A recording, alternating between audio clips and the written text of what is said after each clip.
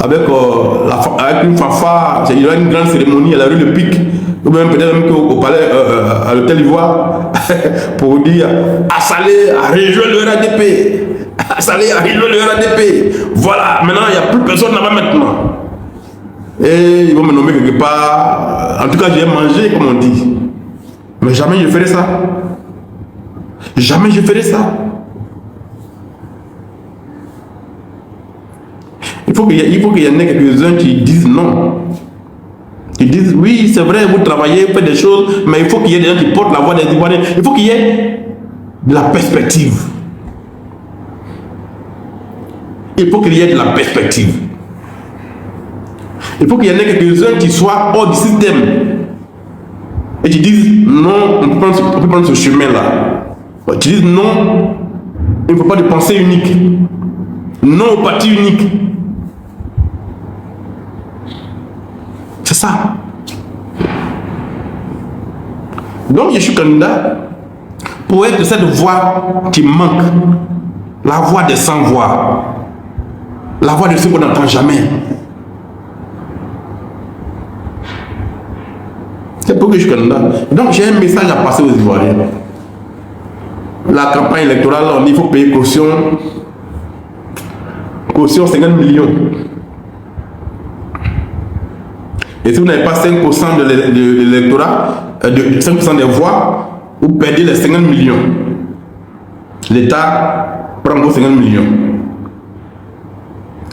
Mais avant ça, il faut avoir les parrainages. Il faut parcourir 17 régions et districts pour avoir 1% de l'électorat local. Vous mobilisez autour de 400 personnes. Vous allez payer par jour pour manger. Il faut qu'il y ait des moyens de locomotion, il faut qu'il y ait des motos, des voitures pour aller dans les villages, pour aller recueillir les parrainages. Il faut que vous ayez des ordinateurs, maintenant il y a des tablettes ils ont mis dedans, il faut que vous ayez des ordinateurs pour saisir tout ça dans chaque région. Ça veut dire qu'on va dépenser au minimum 50 millions pour avoir les parrainages. Donc 100 millions pour être candidat.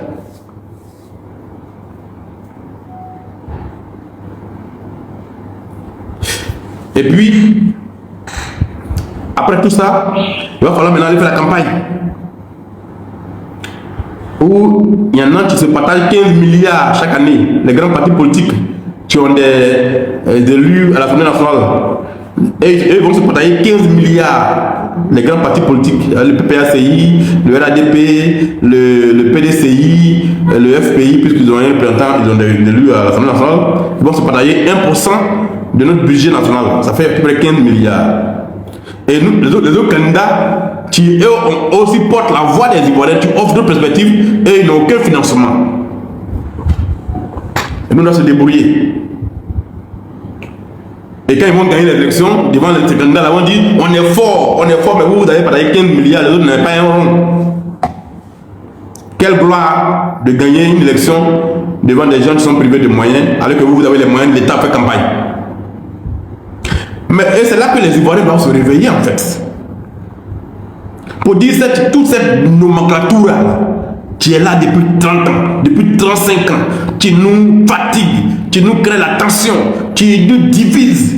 Est-ce que le temps n'est pas venu pour leur envoyer un message pour dire, monsieur, c'est bon comme ça, allez vous reposer vous tous, on va essayer d'autres personnes. Est-ce que vous n'êtes pas fatigué de tout ça là? Est-ce que vous n'êtes pas fatigué de tout ce spectacle là? Pendant qu'on fait ça, regardez le niveau d'éducation de notre pays. Hier, j'ai écouté le débat sur NCI, où un représentant de la DCI essayait de ramener le débat un peu sur les questions d'intérêt des Ivoiriens. Et j'ai vu les réactions des membres du gouvernement qui étaient pour moi quand même assez violentes. Ils ont dit non, on a construit. Ils ont dit non, on a construit.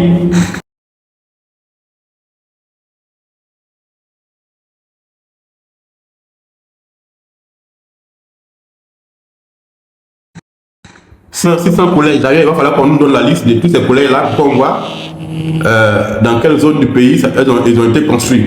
Tout ça, on va demander pendant la campagne. Sortez-nous la liste de tous les collèges qui ont été construits, région par région, village par village, Sur l'ouverture, pourquoi on regarde ça aussi? Parce que les chiffres là, on les balance souvent comme ça aussi, mais on n'a pas d'éléments pour apprécier. Donc, ils disent qu'ils ont construit 600 nouveaux collèges. C'est d'accord, c'est une bonne chose. Il faut augmenter la capacité d'accueil de nos enfants qui sont scolarisés. Mais dans le même temps, près de 70% de nos enfants sont encore affectés au privé. Pendant qu'on construit les collèges et qu'on multiplie par 3 leur nombre, près de 70% de nos enfants sont encore affectés dans les collèges privés.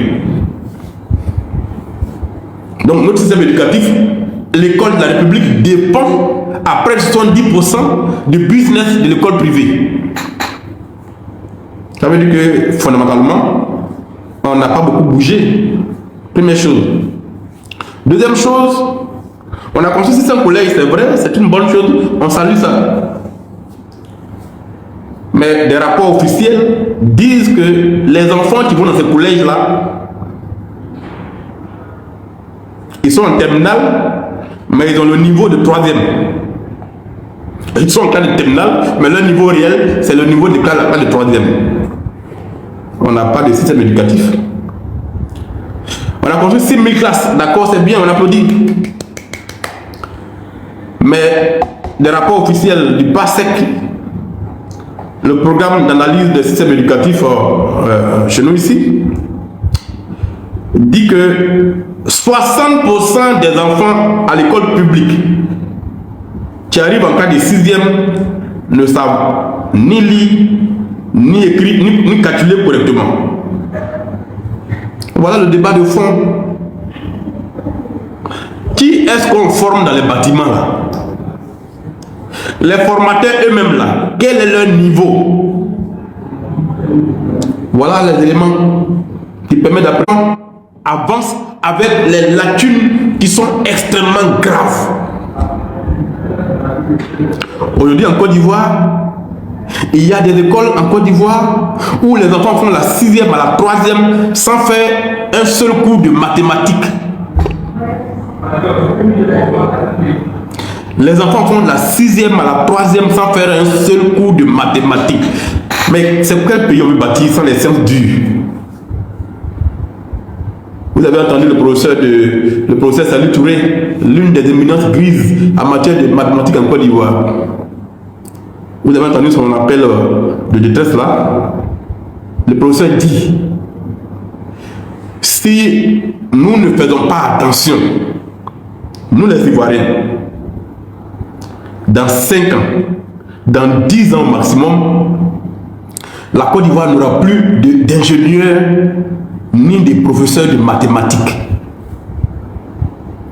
C'est-à-dire 65 ans plus tard, après les indépendances, pratiquement, nous n'avons plus de mathématiciens dans notre pays.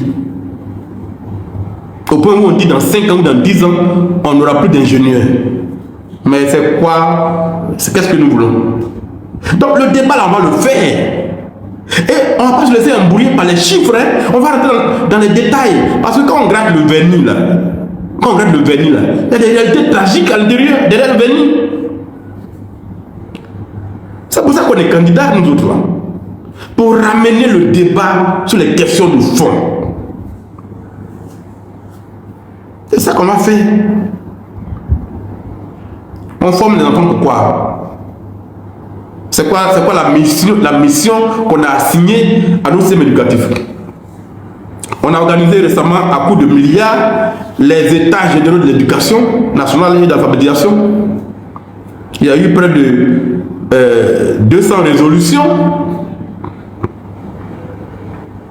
On n'a même pas mis en œuvre parce qu'il faut 860 milliards pour les mettre en œuvre. Il faut trouver l'argent. Mais parlons même pas de ça, parlons de ce qu'on peut faire et qui ne coûte pas de l'argent. On a dépensé des milliards pour organiser les états généraux de l'éducation. Les résolutions sont sur la page, sur le site internet du ministère de l'Éducation nationale. Allez lire ça. Il y a une des résolutions qui dit quoi? Pour sauver l'école, il faut exclure la politique de l'école. C'est une des résolutions de des états généraux de l'éducation. Pour sauver l'école, il faut sortir la politique du système éducatif. C'est une des résolutions. Et ils disent, il faut interdire dans le système éducatif ivoirien les groupements à caractère politique. Les groupements et associations à caractère politique. C'est une des résolutions phares des états généraux de l'éducation nationale en Côte d'Ivoire.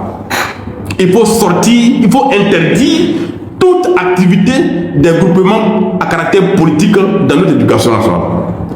Chers amis, pour mettre cette résolution en œuvre là, ça n'a pas besoin d'argent. L'État de Côte d'Ivoire ne dépensera pas un rond pour mettre ça en œuvre.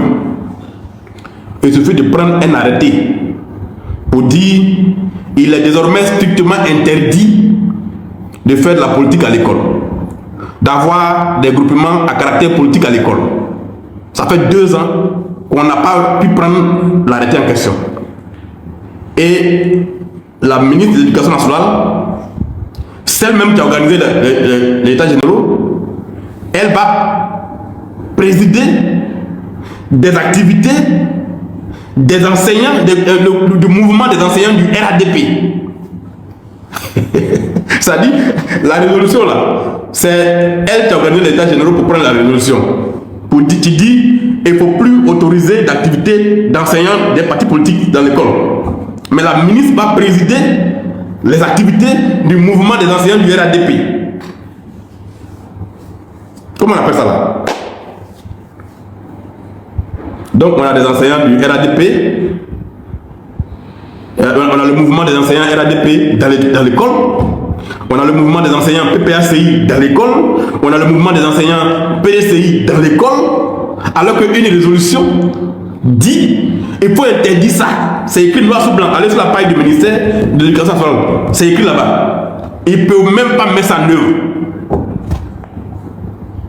Ces débats de fond là, on va les faire. C'est pour ça que je suis candidat. Ce n'est pas une affaire de est-ce qu'il peut gagner ou pas. Non, c'est pas ça le débat de fond. Le débat de fond, c'est d'aller poser les problèmes, d'inviter les Ivoiriens à venir voir la réalité dans la rue. C'est ça qu'on va poser comme problème. C'est pas une affaire de RADP, PDCI, PPACI. Non, non, non, non. Nous, on va ramener l'église et la mosquée au milieu du village. Et on va poser les questions, les vraies questions aux gens. C'est pour ça que je suis candidat. Pas pour autre chose. Pour dire aux Ivoiriens, créer la rupture. Créer la rupture. Si vous ne créez pas la rupture, dans 20 ans, on sera au même niveau. On va construire des routes, on va construire des ponts, des hôpitaux. Tout ça, c'est des bonnes choses. Mais ce n'est pas du développement, ça. Ça, c'est du progrès. C'est une modernisation des infrastructures. Le développement va bien au-delà de ça. C'est le système éducatif. C'est les ressources humaines conformes. C'est l'emploi qu'on donne aux gens. C'est la dignité qu'on donne aux gens. C'est tout ça qui donne dans le développement. Donc, on va ramener le débat sur ces questions-là. La corruption. Hier, j'ai entendu parler de ça à la télévision aussi. Et la corruption, là. Vous savez, moi, j'ai enquêté pendant 15 ans sur la corruption en Côte d'Ivoire. Et je sais des choses qu'on va dire maintenant pendant la campagne. Parce que la documentation est là. Moi, je n'affirme rien sans que je l'ai documenté. Quand je dis qu'il y a eu 400 milliards volés aux impôts, c'est documenté. J'ai publié ça il y a 4 ans de cela, 5 ans de cela. J'ai publié. Personne n'a contesté cela. Personne. C'est 400 milliards. Quand je dis il y a 200 milliards volés au guichet unique automobile, c'est documenté. J'ai publié ça en 2018. Personne n'a contesté ça. En 2021 ou 2022. Personne n'a contesté cela. J'ai des centaines de dossiers de vol documentés. Mais on va sortir tout ça pendant la campagne. Parce qu'il faut que les Ivoiriens entendent ça. Ah oui. Il faut que les Ivoiriens entendent ça. On dit non, on est passé de la 155e place au niveau du classement de Transparency International sur l'indice de perception de la corruption. De la 155e place en 2011 à la 69e place en 2024. Oui, c'est un classement. C'est un classement. Mais il faut regarder le classement. Il prend quoi en compte, ce classement-là? C'est ça qu'on appelle les détails. Le classement prend en compte quoi? Il prend en compte le fait qu'on a créé la haute autorité de la bonne gouvernance. Il prend ça en compte. Il prend en compte le fait qu'on a créé, on est passé de la chambre des comptes à la cour des comptes. Il prend ça en compte. Il prend en compte le fait qu'on a créé le pôle pénal économique et financier. Il prend ça en compte. Voilà les éléments qui ont permis de mieux classer la Côte d'Ivoire. Donc c'est les réformes administratives et législatives, les outils de lutte contre la corruption. C'est ce que les gens vont regarder. Mais maintenant, la vraie question, c'est quel est l'indice de perception et quels sont les actes qui ont été pris par cette structure-là en termes de lutte contre la corruption. C'est à ce niveau que je vais faire le débat. Ah non, non, non, non. Nous, on est candidats pour ça, pour faire ce débat-là. Hein. Parce que balancer comme ça, on est passé de tel rang à tel rang. Tout ça là, ça peut prendre les gens qui ne sont pas informés. Mais nous, ça ne nous prend pas. Et nous, on a des éléments pour apprécier en profondeur les choses. Allez sur le site de la haute autorité de la bonne gouvernance. Il y a un rapport là-bas qu'on appelle le rapport sur l'indice de perception de la corruption en Côte d'Ivoire. Allez le lire, ce rapport-là. Il est très intéressant. Vous allez voir ce que les Ivoiriens pensent de leurs institutions.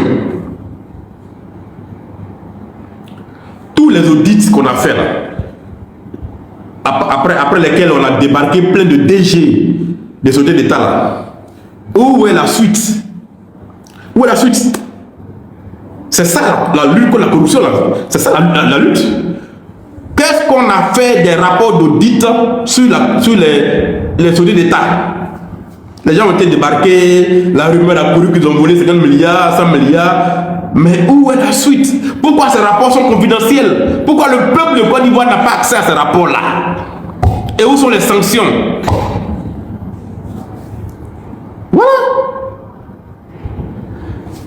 La corruption, là, elle a atteint notre âme. Elle a atteint l'âme des Ivoiriens. Elle irrigue notre corps. Elle irrigue tous les compartiments de notre société. La corruption en Côte d'Ivoire. Aujourd'hui, le GAFI nous a mis sur sa liste grise. Pays de blanchiment d'argent.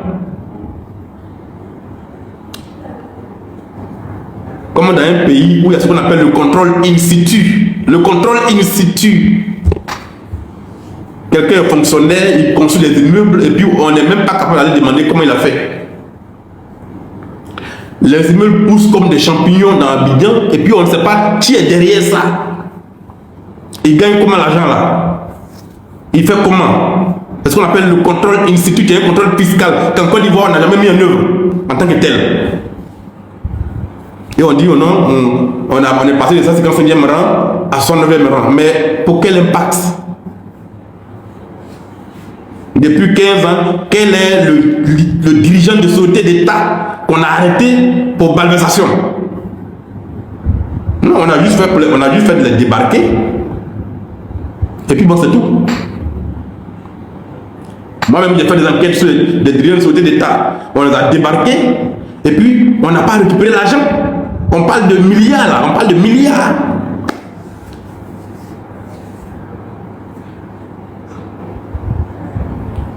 Un élément de la corruption en Côte d'Ivoire, qui est un des éléments matériels de la corruption en Côte d'Ivoire, je vais vous donner deux éléments de la corruption en Côte d'Ivoire. Deux éléments. En 92, notre pays, sous le gouvernement du président Alassane Ouattara, a dit qu'en 2092, il était premier ministre de Côte d'Ivoire. En 92. Le gouvernement a pris, je suis en direct, le gouvernement a pris un décret. Le gouvernement a pris un décret pour interdire, écoutez bien, hein, le gouvernement a pris un décret pour interdire l'utilisation du gaz butane comme carburant des voitures. 92. Interdiction du gaz butane comme carburant des voitures. Le décret est encore en vigueur. Il n'a jamais été rapporté. Nous sommes en 2025. Dans toutes les villes de Côte d'Ivoire, notamment dans les villes de l'intérieur du pays, 70 à 90% des voitures qui font le transport roulent au gaz. Roulent au gaz. Vous voyez, balancer les chiffres là. Tout le monde peut le faire. Mais devant des gens qui sont outillés, qui connaissent les choses, vous ne pouvez pas balancer les chiffres. Hein. Non, on va rentrer dans les détails. On va en parler de ces choses-là. En 2025, là, chacun de nous sait que à l'intérieur du pays, dans les villes comme Daloa, comme Yamoussoukro, comme Boaké, un peu partout à Tabo, les véhicules de transport roulent au gaz. Il n'y a pas qu'une semaine, il y a un taxi qui a pris feu à Daloa à cause du gaz. À Divo, partout. Mais quelque chose qui est formellement interdit, l'État de Côte d'Ivoire sait que c'est interdit, mais les gens font ça. Et puis il n'y a rien. Comment c'est possible? Comment? Est-ce que vous savez que l'État de Côte d'Ivoire subventionne le gaz butane pour les ménages? Ça veut dire que l'État dépense des milliards pour que le prix du gaz soit à un niveau que les ménages puissent supporter pour faire à manger, pour préparer. L'État subventionne. Mais cette décision est en sorte détournée par les transporteurs qui utilisent le même gaz là pour faire du transport et donc ne payent pas le coût carburant sur lequel se trouvent des taxes que l'État doit collecter. Voilà la vérité. Première chose. Deuxième chose, sur environ 1 million 500 000, 1 million 500, 2 millions de voitures qui roulent en Côte d'Ivoire, dont 80% roulent à Abidjan, sur environ 1,7 million de voitures qui roulent en Côte d'Ivoire, ou même 2 millions de voitures qui roulent en Côte d'Ivoire, dans le parc automobile de la Côte d'Ivoire, dont 80% roulent sur Abidjan, vous avez moins de 30% qui font la visite technique.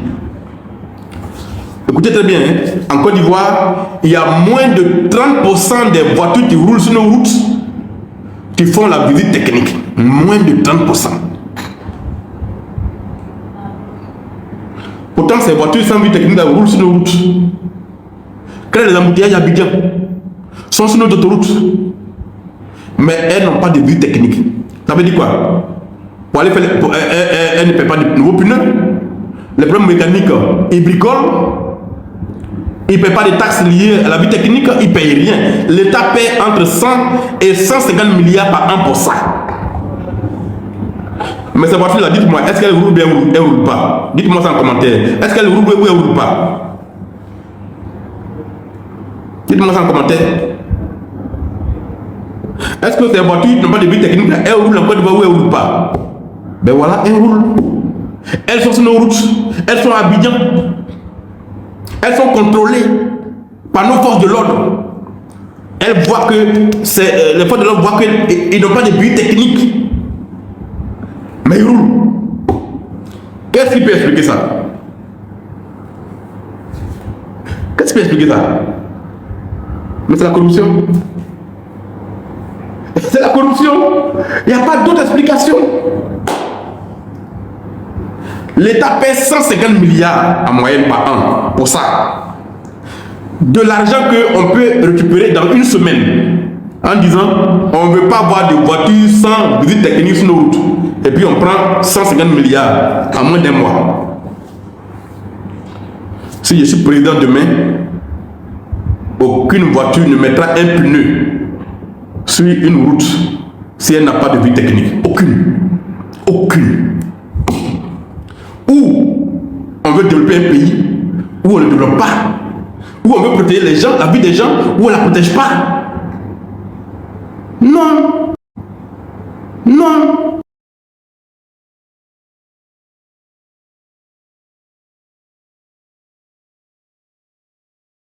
Ça ne marchera pas.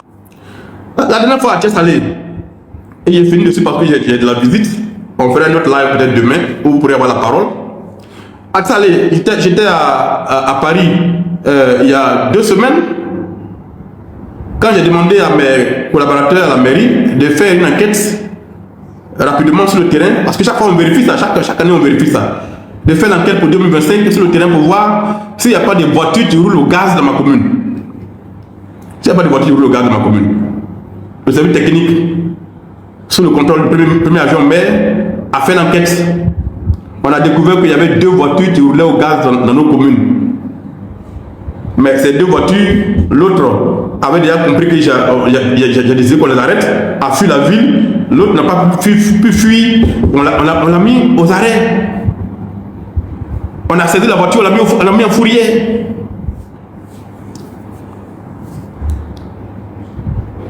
Voilà. Non mais on ne joue pas avec la vie des gens. Voilà. Ils sont venus plaider, non, on va retenir d'où on est venu à notre voiture. Bon, on dit, bon, prenez votre voiture, sortez de notre ville. Et ils sont partis. Dans notre ville, où là-bas c'est toléré. Mais moi, j'ai dit à Thiès-Salé, personne ne roulera au gaz dans ma commune. Tant que c'est des maires, ça ne sera pas possible. C'est tout. Donc, je suis candidat et j'espère que j'aurai mes parrainages parce qu'il faut que je participe à ce débat-là. Il faut qu'on participe à ce débat. La vie dans notre pays politique ne peut pas se résumer aux palabres entre les trois, entre les grands. Il faut qu'on se parle entre Ivoiriens. Il faut que d'autres Ivoiriens viennent poser des problèmes. Et les problèmes là, on les connaît et on a des solutions aussi pour ces problèmes là. Ce pays-là, on va y mettre de l'ordre. Quand j'ai dit la dernière fois sur cette info que je vais restreindre l'accès des étrangers à nos terres, et notre crié au scandale, oh mais c'est un xénophobe. Oui monsieur, je le dis et je l'assume. Demain je suis président, je restreins la terre aux autres. Si tu n'es pas ivoirien, tu ne feras que de la location dans ce pays-là. En termes d'accès à la terre. Mais c'est une décision que je vais assumer. J'ai fini dans 5 minutes. Voilà, il y a des visiteurs qui sont venus me voir. On a une réunion, je veux dire qu'on avait une réunion. Et donc, mais moi je vais restreindre ça. Je dis, la terre ivoirienne, elle est réservée aux Ivoiriens. Point. Tu es au nord du pays, tu veux payer là-bas, il dit non, je ne veux pas. La terre, c'est pour mes enfants qui sont au nord là-bas. C'est leur terre. Tu ne rentres pas dessus. Tu peux louer 99 ans, d'accord, mais tu ne seras pas propriétaire. Et je le ferai. C'est tout. Mais si on ne fait pas ça, là, nos parents agriculteurs, là, mais dans 20 ans, ils n'ont plus de terre. À l'ouest du pays, dans 20 ans, ils n'ont plus de terre. Au sud ici, dans 20 ans, on n'a plus de terre. Moi, en tant que député, je tourne dans les villes, dans les villages. Il y a des villages où aujourd'hui, des familles entières ne sont propriétaires que de à peine 1 hectare. Parce que des gens assis à Abidjan, assoiffés d'argent, ont fait en complicité avec des opérateurs économiques non ivoiriens, à qui se sont associés, ils sont allés payer des milliers d'hectares dans nos villages, sur lesquels les gens ont fait des certificats fonciers et nos parents ne peuvent même plus avoir accès à ces terres-là, dans leur propre village. Et puis on regarde ça et puis on ne dit rien. J'étais au Kenya il y a quelques années, à l'invitation des Nations Unies. Je suis allé faire une formation sur la gestion durable des terres au Kenya. Et là-bas, ce que j'ai retenu, c'est que pour les Nations Unies, les prochaines guerres travers le monde, et surtout en Afrique, c'est le foncier. C'est le foncier. La prochaine guerre, c'est la terre. Quand les nationaux restreint sur une partie de leur terre, vont réclamer leur terre, ça crée la guerre. Et donc nous, on va assumer ça. Moi, je suis président demain, je mets un peu en tout ça, sans aucun état d'âme. Allez payer une terre en Chine, allez payer une terre, je sais pas moi, au Liban, bien allez payer une terre où vous voulez. Vous allez voir comment c'est compliqué. C'est chez nous ici qu'on peut faire tout ça. Et puis bon, quand on en parle, on dit non, vous êtes des populistes, mais attendez, les enfants qu'on a fait, les enfants qu'on a mis au monde, là, ils vont vivre sur quelle terre? Si on ne prenait pas cette terre-là. Et voilà. Donc, chers amis, je vous reviendrai demain certainement. C'est demain qu'on va partir sur le terrain pour les parrainages. Mais quand on aura fini, je parlerai à vous demain encore. Et puis après, j'allais sur le terrain. Je serai en tournée dans toutes les zones de la Côte d'Ivoire. Je commence par le Moronou à partir du samedi. Après, on sera dans l'Indénié. Après, on ira dans les autres régions à travers toute la Côte d'Ivoire pour rencontrer les parents, pour leur parler. Pour leur parler de paix, pour leur parler de vivre ensemble, pour leur parler pour les écouter aussi sur leurs problèmes locaux, tout ça, pour qu'ils comprennent qu'on doit faire autrement les choses, quoi. Les jeunes de Côte d'Ivoire, là, qui ont 18 ans, qui ont 25 ans aujourd'hui, ils doivent comprendre que ça suffit comme ça. Et qu'ils doivent porter le changement de leur pays. Donc, je voudrais vous remercier. Vous êtes jusqu'à 2200 personnes en ligne. Vous avez vu que j'ai parlé pendant 1h30. Il n'y a eu aucune insulte, aucune injure. Je ne fais que poser les problèmes des Ivoiriens. Je salue les efforts du gouvernement dans le domaine précis. Mais en même temps, je dis qu'il y a des choses qu'on doit prendre en main maintenant. Un gouvernement, même s'il fait 30 ans au pouvoir, il y a des questions qu'il ne peut pas traiter. Parce que tout ça est lié par les mécanismes par lesquels ils sont arrivés au pouvoir. Quand vous arrivez au pouvoir là, si vous pouvez gérer tous les problèmes avec la même rigueur, c'est lié à la façon dont vous êtes arrivé au pouvoir. Donc, tout est lié au mode d'accession au pouvoir. Donc, un gouvernement peut faire 30 ans, 40 ans au pouvoir, mais il y a des questions qu'ils ne pourront jamais régler parce que cela est consubstantiel à la manière dont ils sont arrivés au pouvoir. C'est pour ça qu'à des moments précis, il y a des alternances pour que de nouveaux sangs arrivent, avec de nouvelles idées pour changer les choses. La génération qui arrive là, nous qui sommes nés dans les années 70, 75 là, moi je suis né en 75, en 1975, 75, 80 là, on arrive. On a pris le temps de regarder nos grands frères qui sont nés dans les années 40. On a pris le temps de les regarder. Nous on arrive maintenant avec une nouvelle vision absolument radicale. On ne jouera même plus avec quoi que ce soit dans notre pays. On a pris 60 ans pour nous amuser. Il est temps maintenant de se mettre au travail. Et nous allons prendre cette décision-là. Pour faire la politique pour que les gens ne meurent pas. Pour faire la politique pour qu'il y ait la paix. Pour faire la politique pour qu'il y ait la justice. Pour faire la politique pour que les gens se sentent dans leur pays. Protégés par leurs lois, protégés par leurs dirigeants.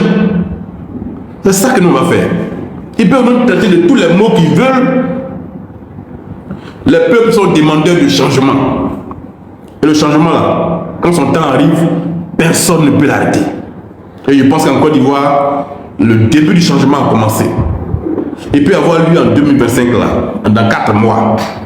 Comme il peut y avoir lieu dans 5 ans, en 2030.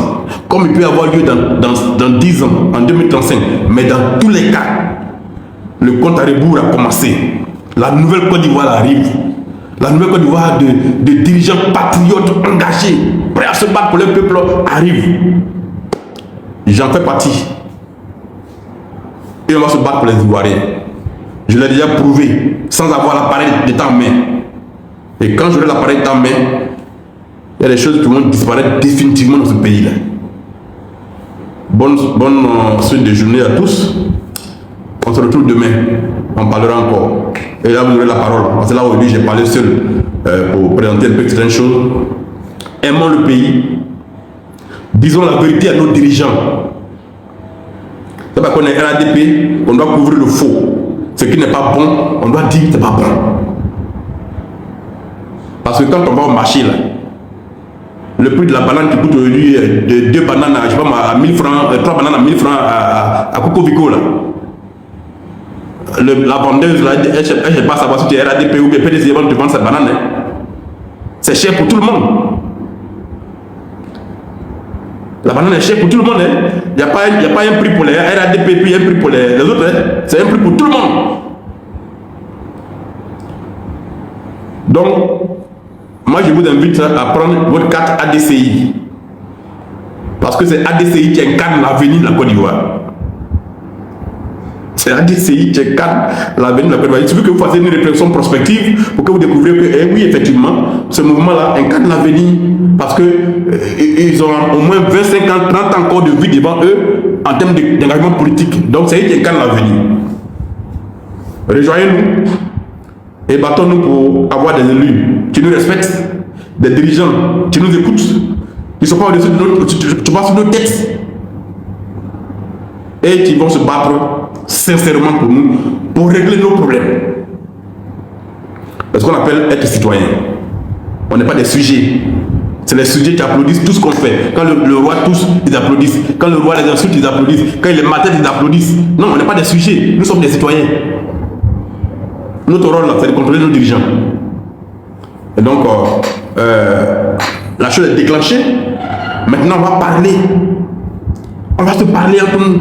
On va se poser les vraies questions. On va se poser les vraies préoccupations du pays. On va ramener la mosquée et l'église au milieu du village. Et puis on va se regarder droit dans les yeux pour nous parler. Ce qui a été bien fait, on va dire ça a été bien fait. Ce qui a corrigé, on va dire ça on doit corriger, mais vous n'avez pas les moyens de corriger ça. C'est nous qui pouvons corriger ça parce que vous ne pouvez pas corriger ça. C'est ça qu'on va dire aux gens. Donc, ça ne sera pas la guerre, ça sera ADCI et son fondateur, Assalé Temoko, et toute son équipe à travers la Côte d'Ivoire qui vont parler aux Ivoiriens, proposer une troisième voie, une nouvelle perspective, offrir un peu de rêve aux Ivoiriens, parce qu'un peuple qui ne rêve pas n'est capable de rien. C'est le rêve qui est le moteur du travail. C'est pas qu'on rêve de devenir ceci qu'on se met au travail pour réaliser cela. Moi, je vous invite à rêver grand pour votre pays.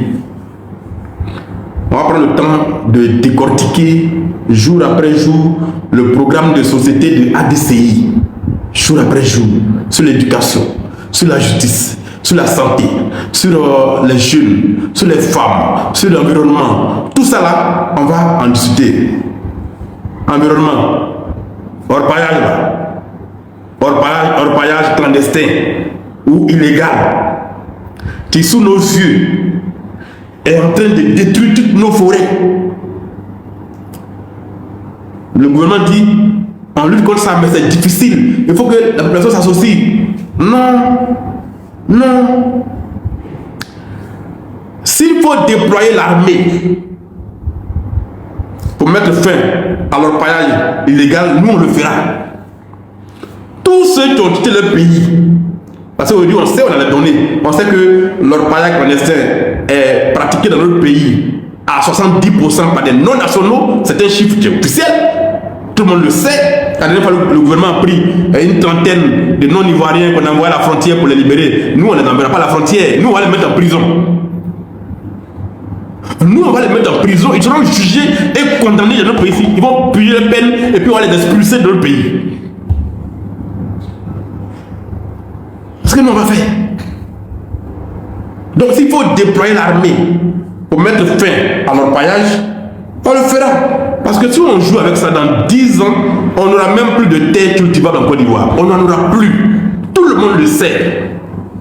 Mais en même temps, j'ai enquêté dessus, c'est qu'il y a nos élus, certains élus qui sont dans l'orpaillage, certains administrateurs civils sont dans l'orpaillage, certains membres haut placés de l'administration publique ivoirienne de notre pays, ils sont dans l'orpaillage, des forces de l'ordre sont dans l'orpaillage.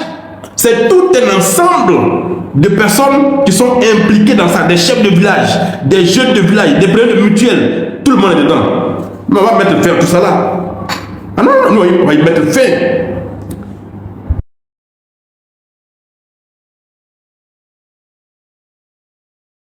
déployer l'armée, on le fera. Parce qu'il faut sauver la terre. Il faut sauver notre culture agricole. Si on ferme les yeux, on a reçu le ministre de la Défense il y a 5 ou 6 mois à l'Assemblée nationale. On a posé la question sur cette question au palais clandestin. Le ministre de la Défense, M. Tene Birahima, a présenté les efforts du gouvernement par rapport à la lutte contre le paillage. Effectivement, des efforts ont été faits, mais ils sont très marginaux devant l'ampleur du désastre. Le ministre a reconnu que la situation est très compliquée et que le gouvernement seul ne peut pas. Il faut que les Ivoiriens soient sensibilisés aussi à ça. Oui, ce qu'il a dit est une piste. Mais une question qui est aussi vitale pour notre économie, pour notre agriculture, le gouvernement n'a pas à attendre que les populations donnent l'accord. Il doit te donner les moyens d'y mettre fin. On a reçu aussi le ministre de l'énergie et des mines, M. Sangafoua, au Parlement. Sur la même question de l'empaillage, il reconnaît la complexité de la situation et la modicité des moyens de l'État pour y faire face. Il a même dit que la Côte d'Ivoire négocie des rallonges financières avec l'Union européenne pour nous aider à lutter contre l'orpaillage. Le ministre l'a dit. Et on était tous inquiets par rapport à cette révélation du ministre. Mais c'est des choses qui feront l'objet de débat pendant cette campagne présidentielle. Quelles sont les solutions contre l'orpaillage?